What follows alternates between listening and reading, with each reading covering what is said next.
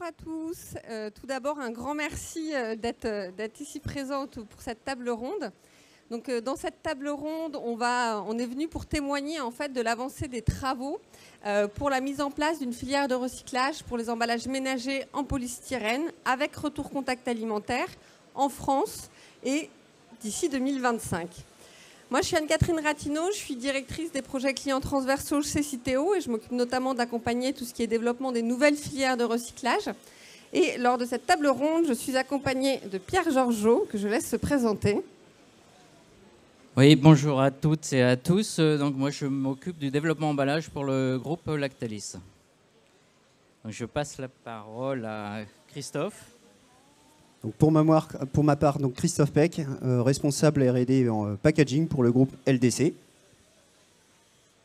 Nadia Kachouri, responsable monomère et polymère durable, Société Michelin. Quand on a commencé à s'intéresser à l'impact environnemental des emballages en polystyrène, la première question qu'on s'est posée, c'est est-ce qu'il était pertinent de construire une filière de recyclage pour ces emballages ménagers en polystyrène. Il existe d'autres filières de recyclage qui sont déjà fonctionnelles sur d'autres résines plastiques. Et on s'est posé la question, est-ce que c'est intéressant d'un point de vue environnemental de construire une filière pour les emballages en polystyrène? La première question qu'on s'est posée, c'est pourquoi ces emballages en polystyrène sont massivement employés dans certains secteurs de l'agroalimentaire, et notamment dans l'ultra frais laitier ou encore dans les barquettes de viande. Et pour répondre à cette question, je vais passer la parole à ceux qui utilisent justement ces emballages en polystyrène. Donc à peut-être Christophe pour commencer. Alors oui, pour le groupe LDC donc, et les professionnels de la viande, donc les barquettes, en tout cas pour notre part, les barquettes XPS ont un avantage environnemental certain, car elles sont très légères. On a mené de nombreuses études d'analyse de cycle de vie avec des fournisseurs et des experts indépendants externes qui ont démontré le faible impact CO2 contrairement aux autres alternatives telles que le PET, PP et même avec des matériaux recyclés.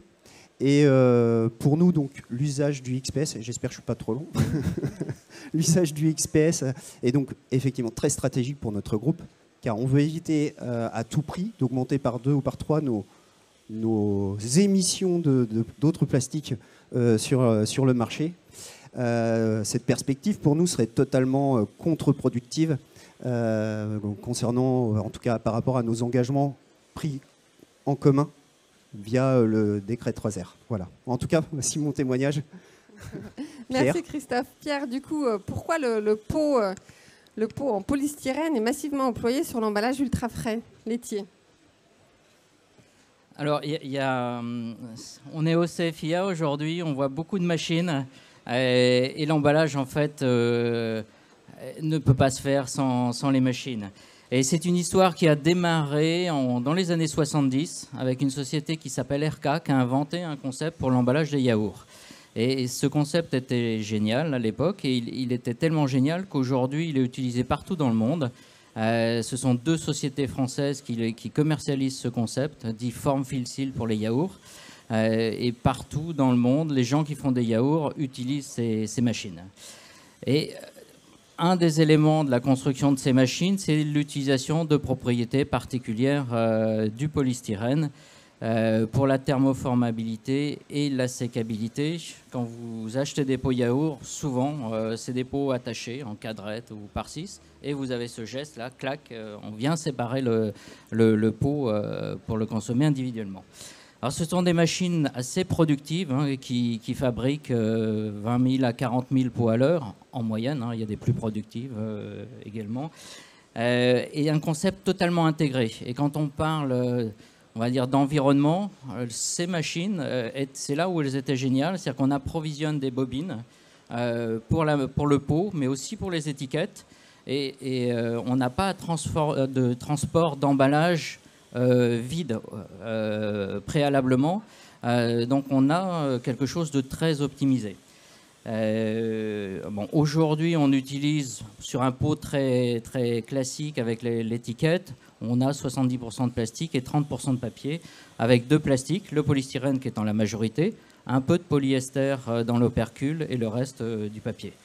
Et la propriété spécifique et qui industriellement, technologiquement est assez difficile à recopier, c'est cette fameuse sécabilité qui est liée à la propriété du polystyrène. Donc aujourd'hui, on en utilise pour la fabrication de plus de 10 milliards, largement plus de 10 milliards en France de pots. Ça donne une idée, et toute l'industrie utilise la même solution. Ça donne une idée de l'importance des choix qui peuvent être faits par une filière, non pas par une entreprise, mais par une filière. Merci Pierre. Si on voit que le polystyrène présente des avantages en termes de poids et des avantages industriels, on voit aussi qu'il s'inscrit dans un contexte où on a une ambition de circularité sur l'emballage qui est de plus en plus forte. Cette ambition, c'est aussi et avant tout une attente consommateur. J'ai cité, on a réalisé une étude en 2020 auprès de shoppers, donc on est allé interroger des gens au moment de leur acte d'achat, et on leur a posé la question: pour vous, quel est le critère numéro 1 pour un emballage respectueux de l'environnement? Et là, il y a une réponse où on a 3/4 des gens qui disent: pour moi, le critère numéro 1 d'un emballage respectueux de l'environnement, c'est la recyclabilité. Voilà. Donc on voit qu'on a une attente très forte des consommateurs sur la recyclabilité. On a également une ambition réglementaire sur la circularité des emballages qui s'est vraiment renforcée ces dernières années, notamment au travers de la loi AGEC, où on a une ambition en 2025 de tendre vers 100% d'emballages recyclables, et c'est une ambition qui est d'autant plus forte sur les emballages en polystyrène.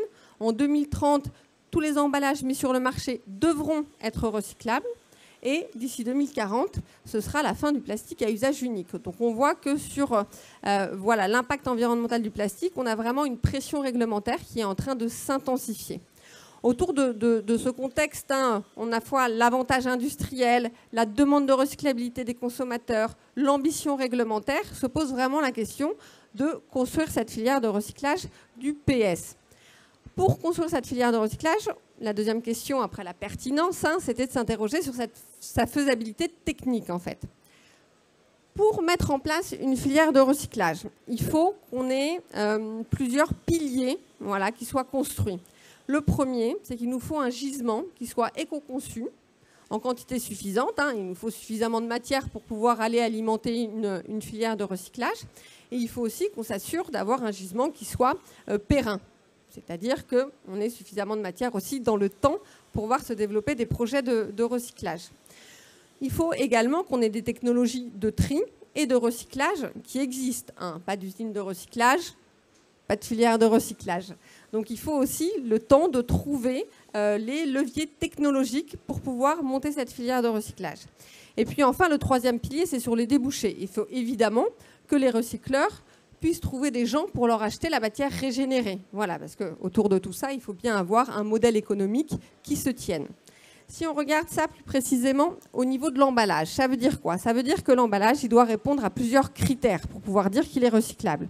Il faut déjà qu'on ait un gisement, enfin un emballage qui soit éco-conçu pour pouvoir recycler le maximum de matière dans l'emballage et qu'il n'y a rien dans cet emballage qui vienne perturber son recyclage. Il faut également que cet emballage il soit collecté, c'est-à-dire qu'il fasse partie des consignes de tri, que le consommateur le mette bien dans sa poubelle de tri pour que derrière, il soit amené jusqu'à un centre de tri. Sur ce centre de tri, il faut être capable de détecter, de capter cet emballage pour après faire un flux qui viendra alimenter des usines de recyclage. Il faut donc aussi avoir, évidemment, une filière de recyclage. Alors, soit on intègre une filière de recyclage existante, soit il n'y en a pas, comme c'est le cas pour les emballages ménagers en polystyrène. Et à ce moment-là, il faut créer cette filière. Et puis, évidemment, on l'a dit, les débouchés pour la matière recyclée.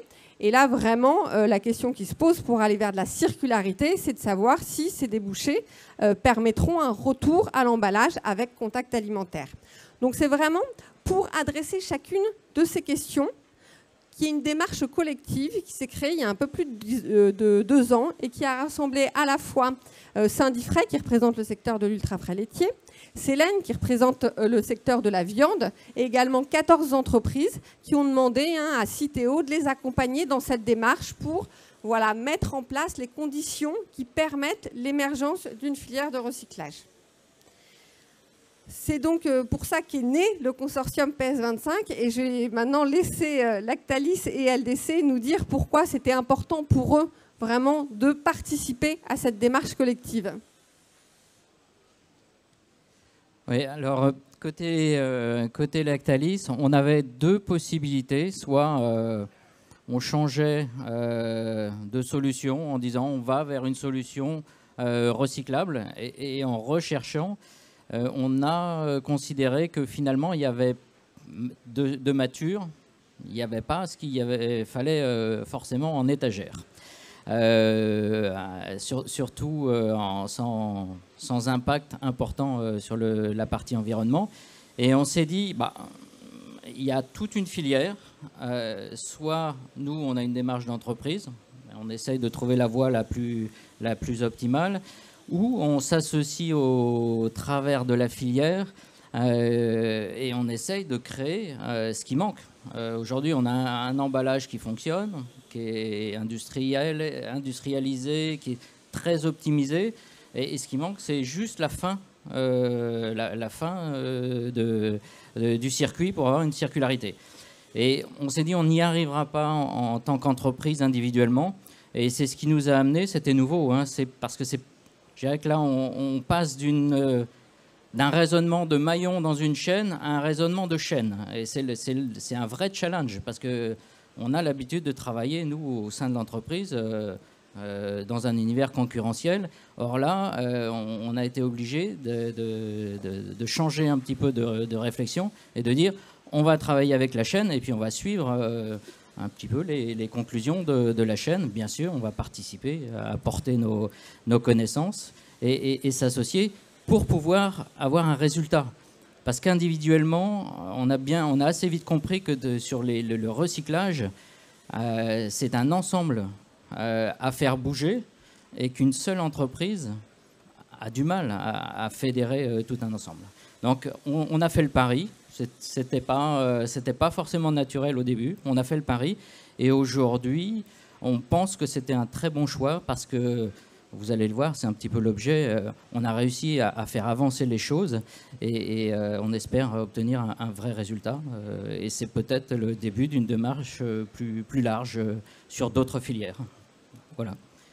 Et pour LDC, moi je rejoins tout à fait ce qui a été dit précédemment. C'est effectivement, donc, on est tous conscients que la pérennité du PS tient ou passe par la recyclabilité et par son retour à l'usage initial, un usage au contact alimentaire. On sait que ces dernières années, le PS a été remis de nombreuses fois en question, malgré ses intérêts techniques et environnementaux. Et du coup, c'est pour ça qu'on s'est aussi associé à l'ensemble des metteurs sur marché. Et on s'est mobilisé avec Citeo pour créer cette filière française de recyclage du PS avec retour au contact alimentaire afin de continuer de bénéficier de ce matériau qui a de très nombreux avantages. Et donc du coup, c'est pour cette raison que LDC était présent depuis le début de l'aventure, a participé à l'ensemble des travaux depuis septembre 2020. Voilà. Pour vous parler un petit peu plus de ce qui a été fait au sein du consortium, une fois qu'on s'est posé ces questions aux différents maillons de la chaîne de valeur, on a travaillé ensemble pour y répondre. Sur la partie déjà gisement, emballage, on s'est interrogé pour savoir quel était exactement le gisement. Déjà, est-ce qu'on avait un gisement suffisant? On voit qu'on a un gisement de plus de 100 000 tonnes, ce qui est largement suffisant pour permettre à des filières de recyclage de se mettre en place, pour permettre à un ou plusieurs projets de recyclage, d'ailleurs, de se mettre en place. On a également regardé s'il pouvait être intéressant d'aller sur d'autres alternatives ou pas, et quels étaient du coup les effets sur, par exemple, la quantité de plastique qui était mise sur le marché. Voilà, donc ça, c'est vraiment les travaux qu'on a menés sur la partie amont. Pour la partie collecte, vraiment avec l'extension des consignes de tri qu'on est en train d'accélérer, on va pouvoir, aujourd'hui vous avez 65% de la population qui met tous ces emballages en plastique dans le bac jaune. D'ici 2023, on aura 100% de la population qui pourra mettre tous ces emballages dans le bac jaune. Donc là, quelque part, la case collecte, elle va être cochée dès 2023. Après, c'est posé la question du tri. Donc on a testé un certain nombre d'emballages, 13 typologies d'emballages en PS différents au niveau des centres de tri, pour voir ce qui était bien capté, ce qui était moins bien capté aujourd'hui en l'état des technologies actuelles, et du coup ce sur quoi il allait falloir travailler les prochaines années pour arriver à massifier le volume d'emballage qui était capté en centre de tri. Voilà, donc ça c'est des travaux qui sont en cours et qui devront se poursuivre les prochaines années. On a également fait un peu une cartographie de tous les projets de recyclage qui avaient été annoncés, qui étaient en cours, et on est allé vraiment discuter avec les porteurs de projets pour voir quel était le potentiel de leur technologie et, on va dire, l'avenir de leur projet. Donc ça nous a permis de voir qu'il y avait des choses très, très solides qui commençaient à naître.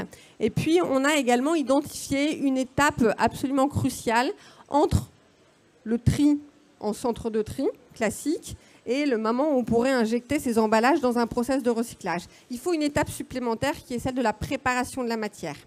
Et donc, cette étape, il va bien falloir trouver des process industriels et des gens pour pouvoir la faire. Et c'est pour ça qu'on avait lancé un appel à manifestation d'intérêt, sur lequel on a reçu plusieurs projets qui ont permis d'ailleurs de faire des synergies entre différents projets. Et aujourd'hui, on sait qu'on a des projets très concrets de préparation de la matière qui vont voir le jour. Et Michelin vous parlera plus particulièrement de leur projet. Et puis, c'est posé aussi la question des débouchés de la matière recyclée, parce que ce qu'on vise, c'est bien la circularité de l'emballage. Et donc là, on a des preuves de concept qui ont été faites, vu qu'on a réussi à, je vous le montre là, à intégrer dans l'emballage de la matière recyclée issue des différents pilotes des projets de recyclage. Donc on voit qu'au niveau de la faisabilité technique, au niveau des différents maillons de la chaîne de valeur, on a des signaux qui sont plus que positifs. On sait que ça va pouvoir se mettre en place. Et puis le consortium a travaillé aussi pour faire beaucoup de pédagogie auprès des parties prenantes et à essayer de rassembler ces différentes parties prenantes. Et il y a d'ailleurs une charte qui a été remise au ministère de la Transition écologique qui rassemble tous les maillons de la chaîne de valeur, depuis les polyméristes jusqu'aux recycleurs. Donc on voit bien qu'il y a un élan qui s'est créé autour de la naissance de cette chaîne. En termes de conclusion, aujourd'hui, on arrive vraiment à une étape où on peut se dire oui pour la faisabilité technique. On a regardé aussi le modèle technico-économique. Et oui, il faut soutenir l'amorçage de cette filière, mais en tout cas, c'est possible, ça peut se faire. En termes de gisement, il y a un gisement qui est suffisant et les metteurs sur le marché, notamment à travers le consortium, se sont engagés à maintenir ces gisements pour pouvoir justement sécuriser la mise en place de cette filière de recyclage. On a également un projet d'éco-conception sur un pot 100% PS qui est en cours et qui permettra notamment de venir améliorer les rendements de la filière de recyclage. Au niveau de la partie tri et recyclage, comme on l'a dit, on a des projets solides qui sont en train de se mettre en place, aussi bien au niveau de la préparation de la matière qu'au niveau des projets vraiment de recyclage, avec plusieurs projets, d'Ineos, de Michelin, de Trinseo, de Indaver, des projets complémentaires qui permettent vraiment de dire que oui, il y aura une filière qui va se mettre en place. Et puis, on l'a dit, on vise un retour au contact alimentaire, et pour sécuriser aussi les débouchés de cette filière de recyclage, à travers le consortium, les metteurs en marché se sont engagés à reprendre la matière qui allait sortir de ces projets. Donc ça, c'est très important parce que ça génère de la confiance. Et derrière la confiance, c'est des investissements pour voir ces projets de recyclage vraiment se concrétiser. Ce que je vous propose maintenant, c'est de demander aux industriels qui ont participé à ce projet et qui ont pris des engagements forts, notamment à travers le consortium, en quoi cette dynamique s'inscrit vraiment dans la stratégie de leur entreprise. Alors, pour Lactalis, on a une politique emballage aujourd'hui. On considère que l'emballage a une vraie valeur ajoutée. L'emballage a sa place. Notamment parce qu'on commercialise et on fabrique des produits laitiers qui ont une haute valeur ajoutée nutritionnelle, mais qui sont très sensibles, notamment sur le plan bactériologique. Et donc, on a besoin d'emballage pour assurer la continuité dans la chaîne d'approvisionnement. Ça, il faut bien sûr le faire pour les consommateurs, mais en respectant l'environnement du plus qu'on peut. Alors, quoi faire? On a défini 3 axes. Quand on réfléchit à une solution emballage, je dirais que quand on travaille en développement ou en R&D, on se dit c'est quoi la solution de demain? C'est quoi la solution du futur? Alors, on a pas mal de chances de se tromper parce que c'est pas facile d'imaginer les choses, mais avec quelques axes, ça nous aide à réfléchir. Le premier axe, c'est la quantité, le juste emballage, ni trop ni trop peu. Trop, c'est du gaspillage. Trop peu, c'est aussi du gaspillage parce qu'on va faire de l'économie sur l'emballage, mais on va faire du gaspillage sur l'aliment. Et donc, il faut qu'on trouve le point d'équilibre. Et quand on a regardé les pots existants sur le marché, les nôtres, mais la concurrence, et qu'on a comparé avec d'autres solutions, ce concept de forfait seal qui est utilisé à très grande échelle, on le disait tout de suite, plus de 10 milliards de pots par an en France, il est très performant en termes de quantité de matière utilisée. Et on s'est dit, si on change, on risque sur cet axe-là, au moins, de ne pas apporter grand-chose, voire de dégrader les choses. Donc on s'est dit, c'était un des éléments fondamentaux de dire, il faut trouver une solution pour la fin de vie de ces pots en polystyrène. Le deuxième axe, c'est la circularité. Je crois qu'il n'y a même plus de question aujourd'hui, il n'y a plus de débat, on ne peut plus imaginer un futur avec des emballages qui ne soient pas circulaires. C'est-à-dire qu'on voit l'effet des plastiques dans la nature. Aujourd'hui, c'est même plus une question, c'est une évidence, il faut aller vers de la circularité. Et là encore, on a fait un premier test l'année dernière. On n'a pas du tout communiqué dessus, mais on a produit 8 millions de pots dans une usine qui était fait à partir, avec un pourcentage de 20%, à partir de polystyrène recyclé, apte au contact alimentaire. Donc, on commence à regarder vraiment si on peut obtenir une circularité à terme pour se projeter. Donc ça, on a fait cette démonstration.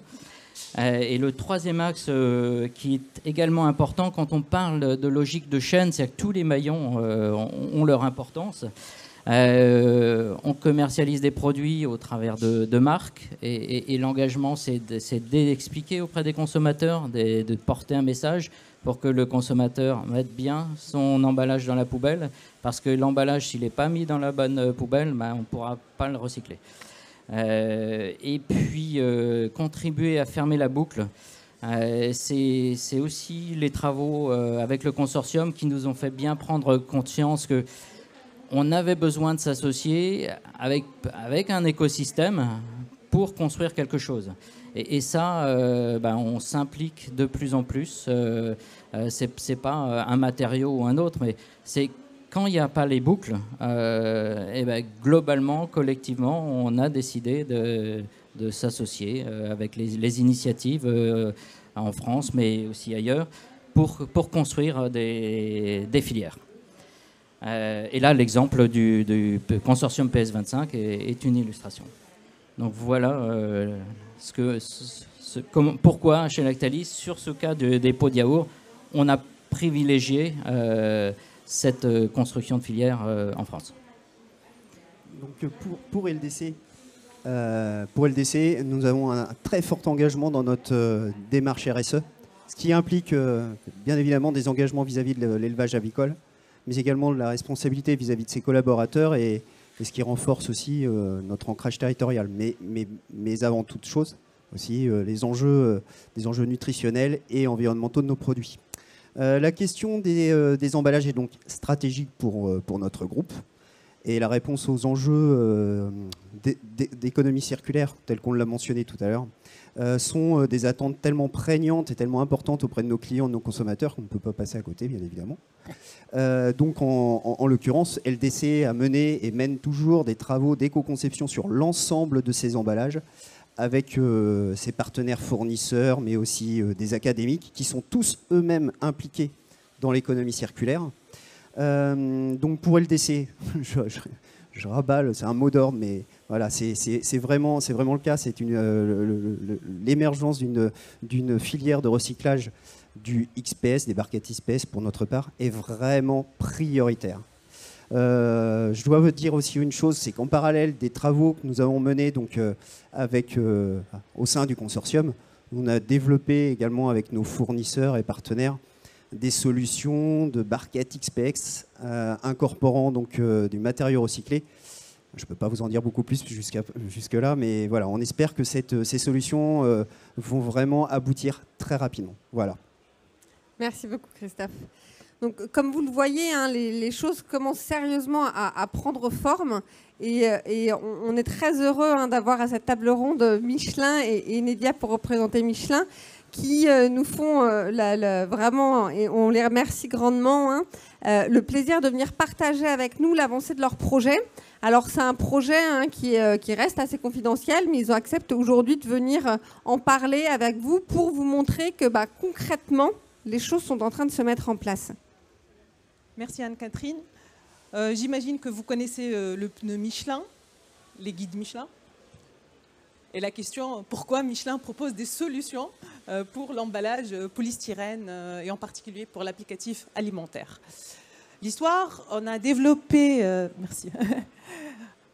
On a développé nos pneumatiques, on a différents savoirs et savoir-faire pendant des années.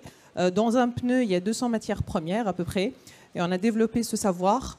Et on s'est dit vers 2017-2018, pourquoi pas valoriser notre savoir et savoir-faire dans d'autres applicatifs et dans d'autres verticales marchés, notamment par exemple les applicatifs alimentaires.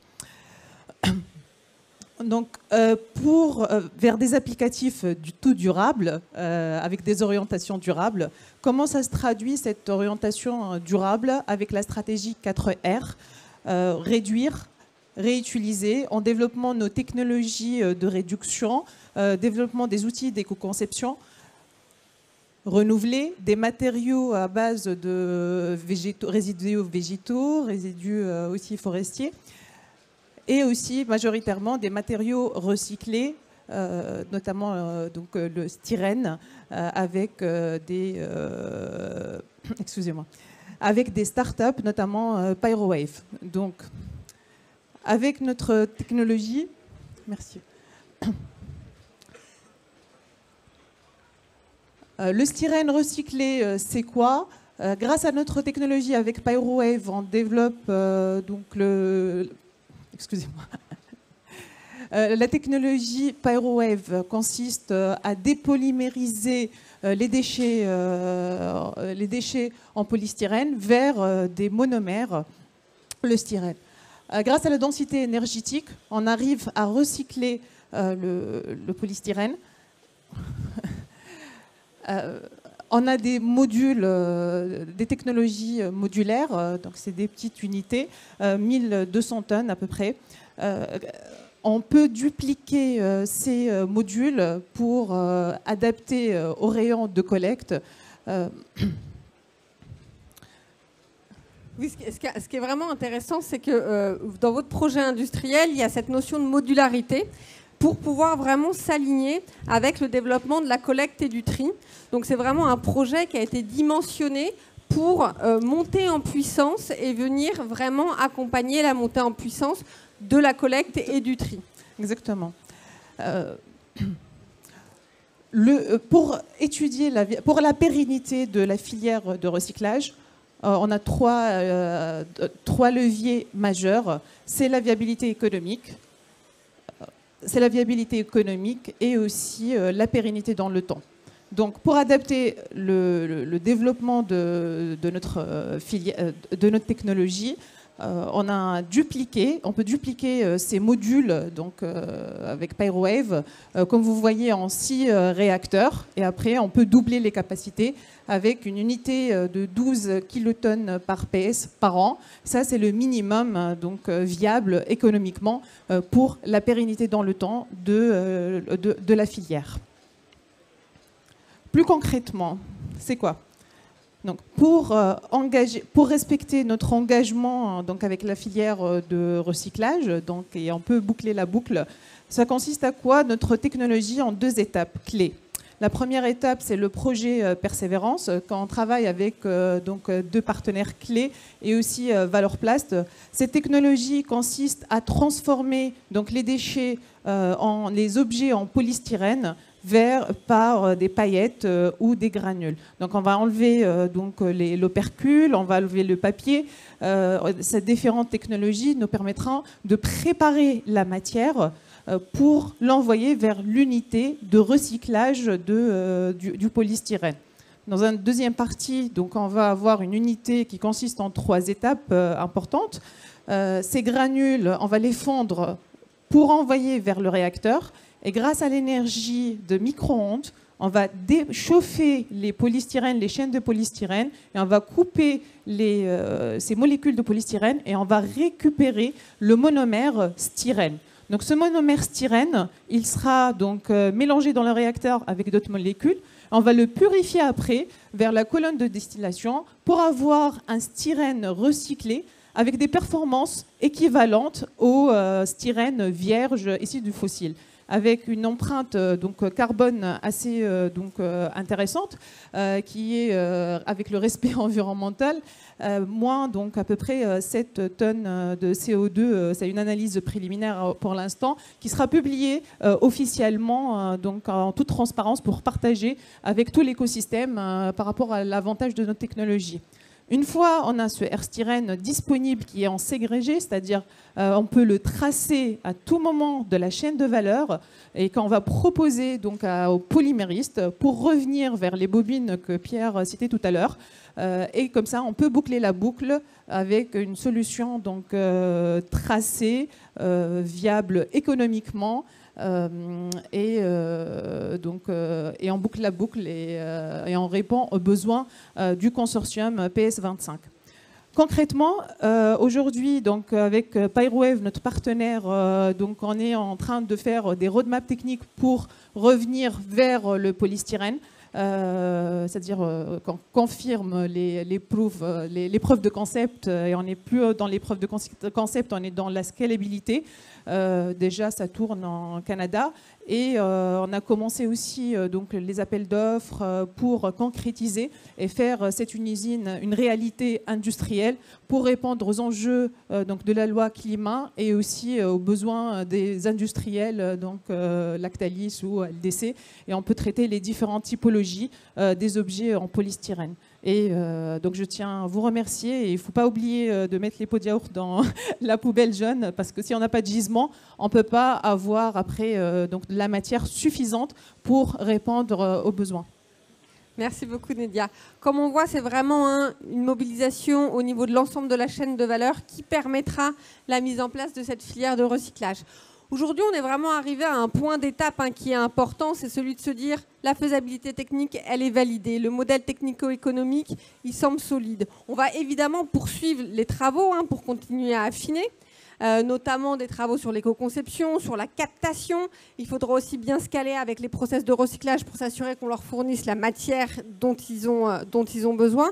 Mais en tout cas, tout ça est vraiment en train de prendre forme. Et puis, on a des choses très concrètes qui sont en train de se passer. Comme disait Nédia, on va avoir les premières tonnes de RPS qui vont commencer à être produites. Et d'ici 2025, on aura une usine, notamment à travers le projet Michelin, qui va vraiment sortir de terre et puis qui sera opérationnelle. Et puis, il y a d'autres projets aussi au niveau européen qui font vraiment nous dire qu'on a quelque chose qui est en train de se créer. Et ce qui est intéressant, c'est de voir qu'en fait, le consortium, il a vraiment joué son rôle pour mobiliser l'ensemble des acteurs. Il y a 2 ans, quand on se posait la question, alors filière de polystyrène ou pas, c'était 50-50. Aujourd'hui, on peut répondre à 99% oui, il y aura une filière de polystyrène avec retour contact alimentaire qui va se mettre en place d'ici 2025. Et ça, c'est vraiment quelque chose de très significatif. On a vraiment réussi à avancer et à montrer que collectivement, on pouvait accélérer les choses. Ce qui est intéressant de voir aussi, c'est qu'il y a d'autres typologies d'emballage qui sont en train de regarder ce qui a été fait, notamment à travers le consortium, pour essayer de reproduire un peu le modèle. C'est le cas normalement aussi des pots et des barquettes en PET ou des emballages souples. Ce qu'on voit aussi, c'est qu'au niveau européen, dans d'autres pays, ils regardent attentivement la dynamique qui s'est créée en France autour du consortium pour justement voir s'ils ne pourraient pas profiter de cette dynamique ou essayer de la créer aussi chez eux. Donc ce qui est vraiment important, c'est de se dire que cette dynamique collective, elle a vraiment permis de donner un coup d'accélérateur pour la mise en place de cette filière de RPS, apte au contact alimentaire. Il faut le faire savoir, il faut communiquer, faire de la pédagogie aussi. Et c'est pour ça qu'à travers le consortium, et notamment via Saint-Diffray, il y a un petit film qui a été fait. Je vous propose de le visionner maintenant avant de passer à la séance de questions-réponses. Alors, c'est moi qui lance le film ?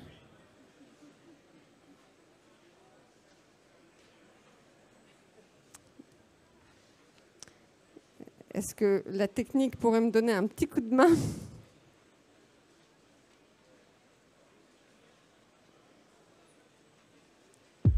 Merci.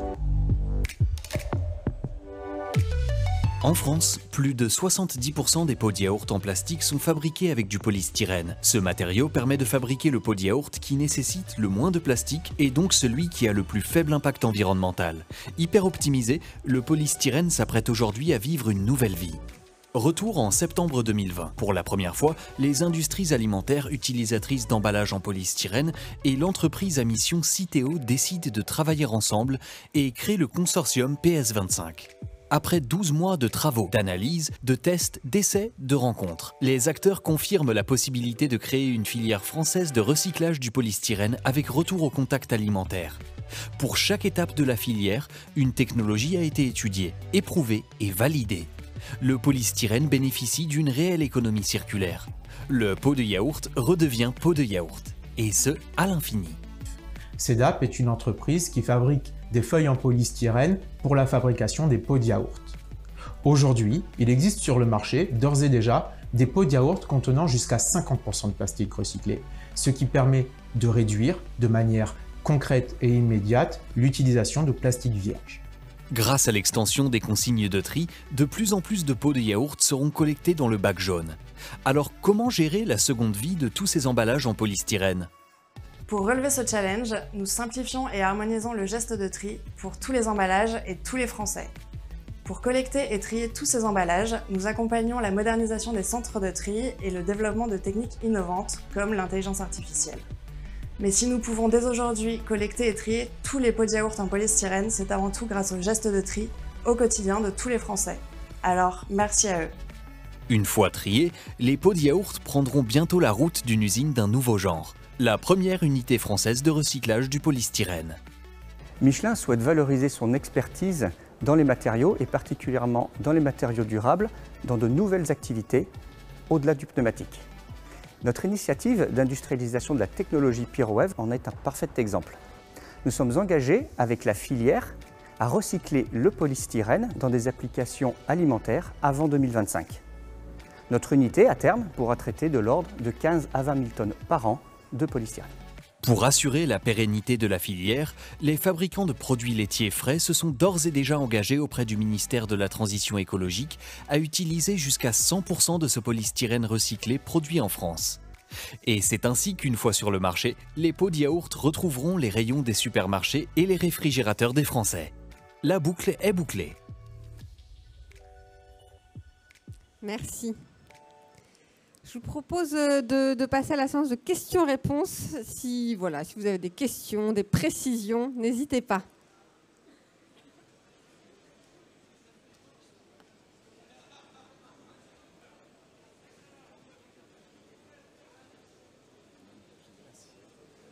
Bon, une question pour Christophe et Pierre. On a parlé de polystyrène. Est-ce que vous pouvez nous préciser un petit peu la difficulté ou les difficultés qu'il y a à travailler sur le recyclage du polystyrène sous ces deux formes séparées, expansées ou sous forme de yaourt?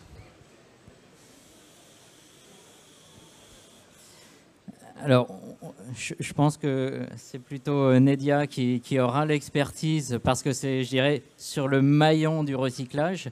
Et il y a aussi le maillon du tri, c'est-à-dire que sur toute la chaîne, je dirais que pour nous, l'expansé, enfin le compact, répondent à des applications.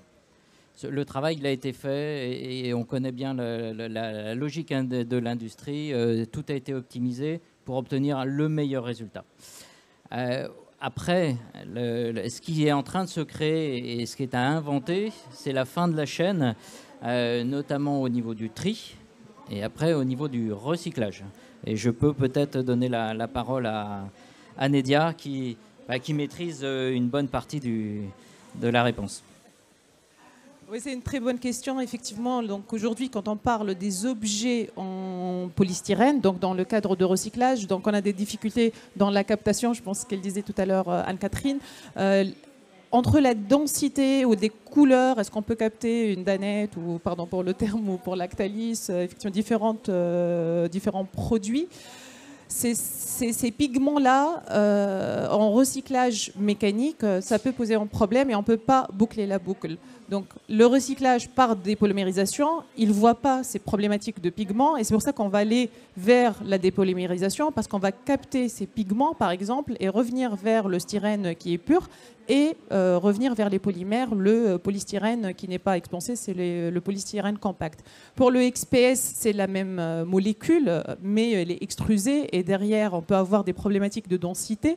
Et là, dans la partie préparation, on peut avoir des difficultés qui ne sont pas les mêmes. Donc, on n'a pas de problème dans la dépolymérisation, mais par contre, les challenges sont dans la préparation, mais avec des technologies aujourd'hui de purification ou de séparation, on arrive quand même à capter ce gisement, ce qui implique un investissement supplémentaire et trouver le bon équilibre d'investissement pour optimiser et capter tout le gisement potentiel. Et pour, je dirais, finir la question, on invente quelque chose, on crée quelque chose. Donc, une fois aussi que l'industrie sera en place, et on n'est pas très loin d'être certain qu'elle se mette en place, on aura aussi, nous, à adapter par l'éco-conception. On sera peut-être obligé de changer nos réglages sur certains éléments de la composition en fonction des besoins de cette nouvelle industrie qui se sera mise en place.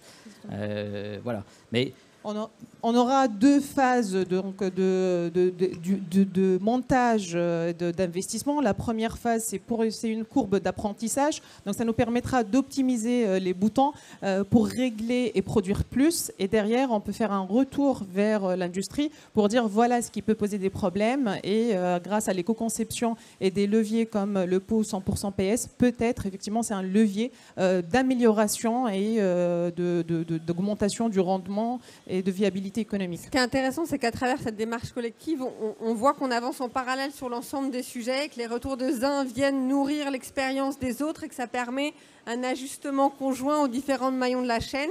Les enjeux, ils sont importants en termes de timing. On parle quand même de projets industriels lourds, on parle de 2025, donc d'un point de vue industriel, c'est demain.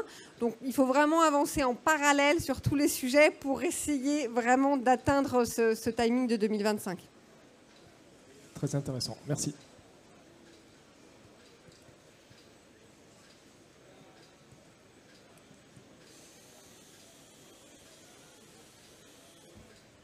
N'hésitez pas si vous avez d'autres questions. Un monsieur là-bas qui lève la main. Bonjour. Je voulais simplement savoir quelle était la différence de coût entre entre la partie mécanique et la partie vraiment chimique, d'avoir un peu un ordre de grandeur. C'est une bonne question aussi. Forcément, de point de vue analyse de cycle de vie, c'est clé. Et par rapport au gisement et la question précédente, qu'est-ce qu'on peut recycler et qu'est-ce qu'on ne peut pas recycler? Si on veut maximiser donc, le recyclage, donc le meilleur c'est le recyclage mécanique parce qu'on ne va pas investir en dépolymérisation et le recyclage avancé. Donc forcément le coût en recyclage mécanique il est plus intéressant et même en termes d'analyse de cycle de vie, il peut être plus intéressant si on arrive à capter tout le gisement. Par contre, si on rajoute des équipements et on rajoute de l'innovation, donc forcément, il y a un coût supplémentaire, le coût de l'innovation, l'industrialisation de l'innovation. Donc le coût de recyclage des produits issus de recyclage avancé, notamment la dépolymérisation, il sera supérieur, notamment beaucoup plus supérieur par rapport à la technologie mécanique. Par contre, l'idée, c'est d'avoir des choses qui soient complémentaires. On va venir travailler sur du mécanique là où on peut travailler sur du mécanique. Et là où on n'arrive pas à travailler avec du mécanique, on va aller sur des solutions recyclage avancé. Donc il y a vraiment un équilibre à trouver entre les deux. Ce qui est sûr, c'est que concernant le recyclage du polystyrène, aussi bien sur le mécanique que sur les technologies de recyclage avancé, il faut une étape de préparation de la matière qui a forcément aussi un coût. Et ce coût, hein, on l'a regardé. Et donc, pour mettre en place cette filière de recyclage, il y a un coût à l'amorçage, il y a un coût pour aider la montée en puissance avant d'arriver à un équilibre économique. Et là, à travers le consortium, les metteurs en marché, notamment, se sont engagés à financer l'amorçage de cette filière. Donc, c'est un engagement qui est important aussi au niveau financier.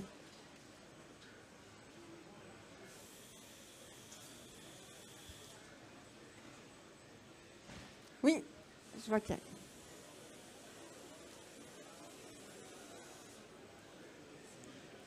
Bonjour, en fait je m'interrogeais sur la technologie de Michelin et sur les rendements de votre technologie par rapport aux technologies de pyrolyse ou en tout cas les autres technologies de recyclage chimique qu'on connaît. Et je m'interrogeais également sur est-ce que cette technologie elle serait applicable à d'autres matériaux, à d'autres résines plastiques, aux polyoléfines, PE, PP. Merci pour cette excellente question. Le rendement, donc quand on parle de rendement, donc le recyclage par dépolymérisation grâce à la technologie donc qu'on développe dans le cadre d'un partenariat avec Pyrowave. Pyrowave, donc on a compris cette technologie grâce au micro-ondes, on peut dépolymériser rapidement grâce à la densité énergétique. Donc elle offre un rendement meilleur par rapport donc à la pyrolyse classique. C'est comme on met notre verre d'eau dans un micro-ondes classique, on va le bouillir rapidement par rapport donc à bouillir l'eau dans un four normal. C'est vraiment grâce à la technologie micro-ondes, on va accélérer le rendement grâce à la densité énergétique. Donc on offre un meilleur rendement et derrière une meilleure rentabilité économique.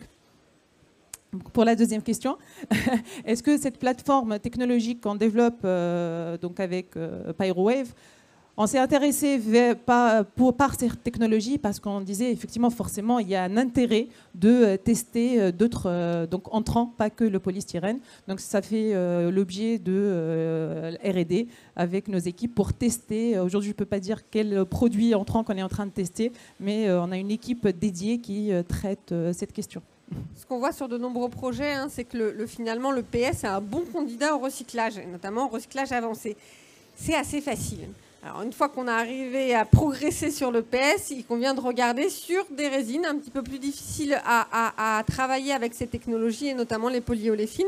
Mais sur la plupart des projets, hein, ces technologies, on voit qu'elles marchent bien sur le PS, et tout le monde est en train de regarder si on ne pourrait pas les utiliser sur d'autres résines un petit peu plus compliquées à traiter.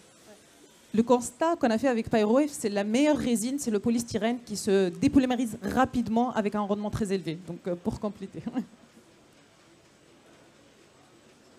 Oui, bonjour. Souvent, le PS est associé dans les emballages à d'autres matières, qu'il s'agisse de papier carton ou d'autres matières plastiques.